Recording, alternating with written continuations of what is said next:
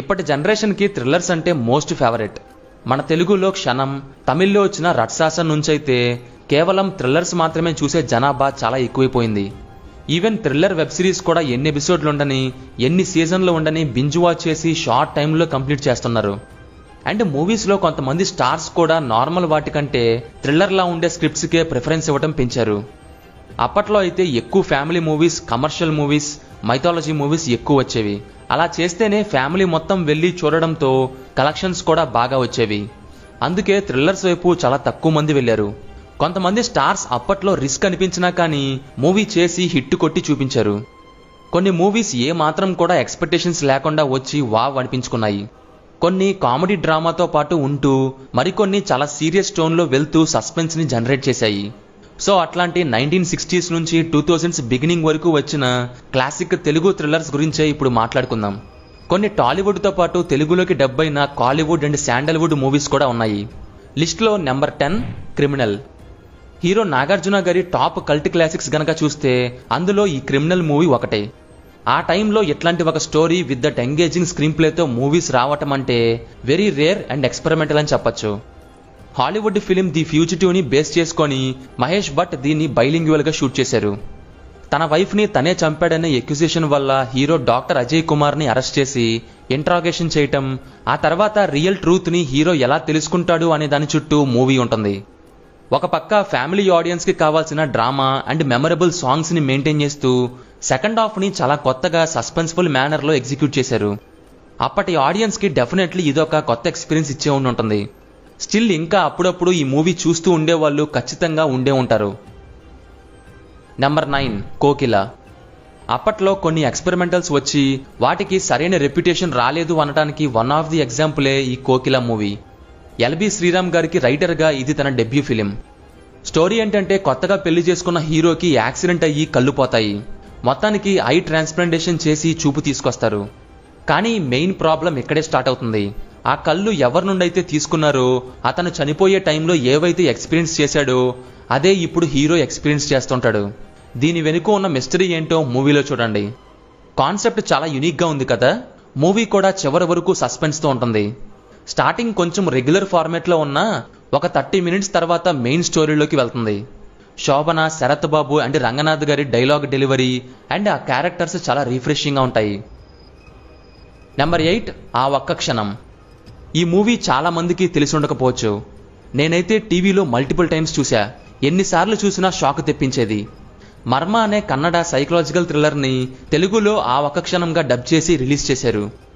ఈ movie post traumatic stress disorder, schizophrenia లాంటి psychological ఇష్యూస్ని deal చేస్తుంది.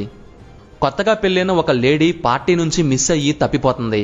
3 రోజుల తర్వాత వంటి మీద గాయాలతో వస్తుంది. ఇక తన బిహేవియర్ విచిత్రంగా మారడంతో స్టోరీ టర్న్ అవుతుంది.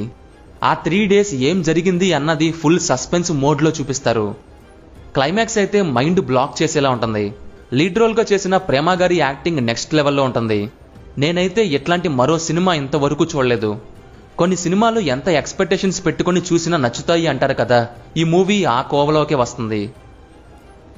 నెంబర్ 7 అవే కళ్ళు. అప్పట్లో కృష్ణ గారు ఇండస్ట్రీలోకి కొన్ని న్యూ జోనర్స్కి పునాది వేశారు. లైక్ జేమ్స్ బాండ్ టైపులో గోడాచారి 116, కౌబాయ్గా మోసగాళ్ళకి మోసగాడు, ఇంకా ఈ అవే కళ్ళు. ఈ మూవీని తెలుగుతో పాటు తమిళ్లో అదే కంగల్ అనే టైటిల్తో సైమిల్టేనియస్గా షూట్ చేసి 2 ఇండస్ట్రీస్లో సూపర్ డూపర్ హిట్ కొట్టారు. ఆ తర్వాత చాలా రీమేక్స్ కూడా వచ్చాయి. మూవీ ప్లాట్ అయితే ఒక ఫ్యామిలీలో వరుసగా హత్యలు జరుగుతుంటాయి. అదే ఫ్యామిలీకి చెందిన హీరోయిన్ని కాపాడడానికి అండ్ మిస్టీరియస్ కిల్లర్ని పట్టుకోవడానికి హీరో కృష్ణ ఎంటర్ అయ్యి మిస్టరీని సాల్వ్ చేశాడా లేదా, ఆ కిల్లర్ ఎవరన్నది మూవీలో చూడాల్సిందే. క్లైమాక్స్ ట్విస్ట్ ఉంటుంది. అన్ఎక్స్పెక్టెడ్గా అనిపించి మంచి థ్రిల్ని ఇస్తుంది. మ్యూజిక్ అయితే అప్పటి వాటితో పోల్చుకుంటే టాప్ నాచ్ ఉంటుంది. ప్రొడక్షన్ వాల్యూస్ చాలా రిచ్గా ఉంటాయి. అక్కడ ఏవిఎం ప్రొడక్షన్స్. మరి ఫస్ట్ హాఫ్లో కొంచెం ఎక్కువ కామెడీ అండ్ డ్రామా పార్ట్ ఉంటుంది. అలా ఇంటర్వెల్కి వెళ్తుంది అనగా సస్పెన్స్ ఎలిమెంట్స్ స్టార్ట్ అయ్యి క్లైమాక్స్ వరకు ఎంగేజింగ్గా ఉంటుంది. నెంబర్ 6 అభిలాష. అప్పట్లో యండమూరి వీరేంద్రనాథ్ నొవెల్స్ అంటే యమ క్రేజ్ ఉండేది.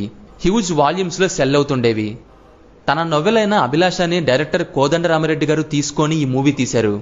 ఉరిశిక్షని రద్దు చేయాలని తప్పించే ఒక లాయర్ తనకి తాను ఒక మర్డర్ కేసులో ఇరుక్కుంటాడు. ఇక ఆ శిక్ష నుంచి బయటపడతాడా లేదా అనేది లాస్ట్ మినిట్ వరకు థ్రిల్లింగ్గా చూపించారు. కామెడీ కూడా చాలా జనరిక్గా కేవలం బాడీ లాంగ్వేజ్ తోటే చాలా కామెడీని పండించారు చిరంజీవి గారు. ఇక దాంతోపాటు సెకండ్ హాఫ్లో ట్విస్ట్ని సస్పెన్స్ని వేరే లెవెల్లో బిల్డ్ చేశారు. ఇళయరాజా గారు ఇచ్చిన మ్యూజిక్ అయితే అప్పట్లో ఒక ఊపు ఊపేసింది. మెయిన్గా యురేకా సకామికా, నవ్వింది మల్లిచెండు, ఇంకా బంతి చామంతి సాంగ్స్ స్టిల్ ఇప్పటికీ క్లాసిక్సే. ఉరిశిక్షని ఎందుకు రద్దు చేయాలి అని చెప్పి దాని పరిణామాలని కళ్ళకు కట్టినట్టు చూపిస్తారు. నెంబర్ 5 ద్రోహి. పాపులర్ సినిమాటోగ్రాఫర్ పిసి శ్రీరామ్ గారు తీసిన ఈ movie Telugu and Tamil both లాంగ్వేజెస్లో సైమల్టేనియస్గా షూట్ చేశారు. 1994లో రిలీజ్ అయిన హిందీ మూవీ ద్రోహకాల్కి ఇది రీమేక్. ఈ ఫాస్ట్ పేస్డ్ యాక్షన్ థ్రిల్లర్లో a group of honest police officers under కవర్లో ఉంటూ టెర్రరిజం మీద ఫైట్ చేయటం, ఇన్వెస్టిగేషన్స్ అండ్ అడ్వెంచర్స్ చుట్టూ మూవీ రివాల్వ్ అవుతుంది. ఆ డేంజరస్ టెర్రరిస్ట్ వల్ల ఈ హానెస్ట్ పోలీస్ ఆఫీసర్స్ ఫేస్ చేసే ఫిజికల్ అండ్ మెంటల్ ట్రామాని చూపిస్తారు. మెయిన్ లీడ్స్గా కమల్ హాసన్ గారు అండ్ అర్జున్ స్టెల్లార్ పర్ఫార్మెన్స్ ఇచ్చారు. మూవీకి ఇంకో మెయిన్ అసెట్ నాజర్ గారు. ఆయన విలన్ పర్ఫార్మెన్స్ పీక్స్ ఉంటుంది. హీరోస్నే డామినేట్ చేసేలా ఉంటుంది. ఇంకా నాజర్స్ బీజిఎం ఆ క్యారెక్టర్ని ఇంకా బాగా ఎలివేట్ చేసింది. విక్రమ్ వేద అండ్ ఖైదీ మూవీస్ లాంటి మరిన్ని కాంటెంపరీ మూవీస్ సీన్స్లో ఈ సినిమా టచ్ని చూడొచ్చు. 1995 Oscar awards best foreign language film కేటగిరీలో ఇండియా నుంచి ఎంట్రీ ఇచ్చిన మూవీ. అలాగే డాల్బీ స్టీరియో ఎస్ఆర్ టెక్నాలజీని యూజ్ చేసిన ఫస్ట్ ఇండియన్ ఫిలిం ఇది. నెంబర్ 4 వాలి. అజిత్ డ్యూయల్ రోల్లో యాక్ట్ చేసిన ఈ రొమాంటిక్ థ్రిల్లర్ని డైరెక్ట్ చేసింది ఎస్జే సూర్య. శివ అండ్ దేవ అనే ఇద్దరు ట్విన్ బ్రదర్స్ ఒకే అమ్మాయిని లవ్ చేస్తారు. కానీ ప్రియా శివ అనే లవ్ చేస్తుంది. బ్రిలియంట్ ఇండస్ట్రియలిస్ట్ అండ్ డెఫ్ అయిన దేవ తన బ్రదర్ వైఫ్ని, అదే ఇంతకు ముందు తను కూడా లవ్ చేసిన ప్రియాని మర్చిపోలేక తనని ఇబ్బంది పెట్టడం స్టార్ట్ చేస్తాడు. దేవా క్యారెక్టర్ మాత్రం పీక్స్ అని చెప్పచ్చు. కళ్ళతోనే తన యాక్షన్స్ని చెప్పి అజిత్ ఆ క్యారెక్టర్ని నెక్స్ట్ లెవెల్కి తీసుకెళ్లారు. ఇట్లాంటి ఒక స్టోరీ ఆ టైంలో ఎవరూ తీయలేదని చెప్పాలి. ఎస్జే సూర్యాస్ debut directional film and also Ajith film కెరీర్కి ఈ మూవీ టర్నింగ్ పాయింట్. నెంబర్ 3 ఎవరు. ఇండస్ట్రీలో కొన్ని బ్రిలియంట్ ఫిలిమ్స్ ఉంటాయి. అవి కొంతమందికి ఇన్స్పిరేషన్, ఇంకొంతమందికి ఈ టైపులో మూవీ తీయాలని ఇన్ఫ్లుయెన్స్ చేస్తాయి. వాటిల్లో ఈ ఎవరు మూవీ కూడా ఒకటి. శివాతో డెబ్యూ ఇచ్చిన ఆర్జీవి గారు ఒక ట్రెండ్ని సెట్ చేస్తున్న టైం అది. ఆ టైంలో వచ్చింది ఇది. కేవలం 15 డేస్లోనే షూటింగ్ కంప్లీట్ చేసుకున్నారు. అందులోనూ మూవీ మొత్తం ఒకే లొకేషన్లో ఉంటుంది. ఒక్క సాంగ్ కూడా ఉండదు. స్టోరీ మొత్తం 1 నైట్లోనే కంప్లీట్ అయిపోతుంది. మొత్తంగా ఆ టైంలో మూవీ డిజాస్టర్ అవ్వడానికి కావాల్సిన అన్ని రెసిపీస్ ఉన్నాయి. సో కంప్లీట్ రిస్కీ ఎక్స్పెరిమెంట్ అని చెప్పచ్చు. కానీ అవుట్కమ్ అనేది సత్య మూవీ రేంజ్లోనే ఫ్యూచర్లో రాబోయే ఇట్లాంటి స్టోరీస్కి ఫౌండేషన్గా నిలిచింది. కుదోస్ to writer Anurag Kashyap perfect and full fledged స్టోరీని ప్రజెంట్ చేసినందుకు. బడ్జెట్ లేకపోయినా వండర్స్ని క్రియేట్ చేయటం మేబీ దీని నుంచే స్టార్ట్ అయి ఉండొచ్చు. Number 2 Kshanakshanam. After path breaking Siva movie RGV గారు తీసిన another crime thriller. Indian cinema అప్పుడప్పుడు నెక్స్ట్ లెవెల్కి వెళ్తుంటుంది కొంతమంది ఇనిషియేటివ్ వల్ల. వాళ్లల్లో ఆర్జీవి గారు ఒకరని మీకు తెలిసిందే. స్టార్టింగ్ రాబరీ సీన్ నుండి క్లైమాక్స్ ట్రైన్ ఫైట్ వరకు వెరీ ఇంట్రెస్టింగ్గా ఉంటుంది మూవీ. మెయిన్లీ మూవీలోని క్యారెక్టర్స్ ఎక్కడా హీరోయిజం లాగా కాకుండా close to real life characters లా ఉంటూ అథాంటిక్గా అండ్ బిలీవబుల్గా ఉంటాయి. అప్పటి అడ్వెంచర్ మూవీ లవర్స్కి ఇదొక ఫీస్ట్ అని చెప్పచ్చు. ఇప్పటి హైస్ట్ అండ్ రోడ్ థ్రిల్లర్స్కి ఇది వన్ ఆఫ్ ది ఇన్స్పిరేషన్.